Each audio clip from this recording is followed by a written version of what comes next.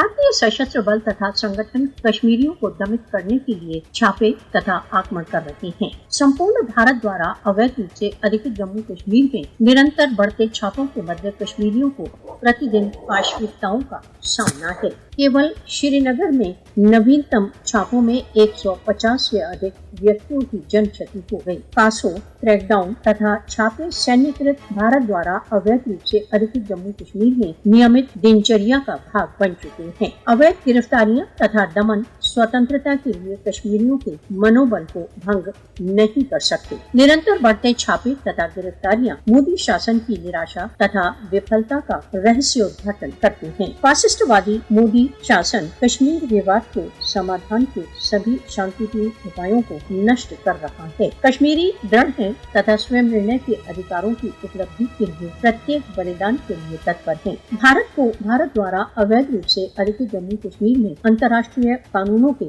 नितांत उल्लंघन के लिए उत्तरदायी ठहराया जाना चाहिए। कश्मीरियों को मोदी के दमन से सुरक्षित रखने के लिए अब सार्वभौमिक समुदाय को सक्रिय हो जाना चाहिए।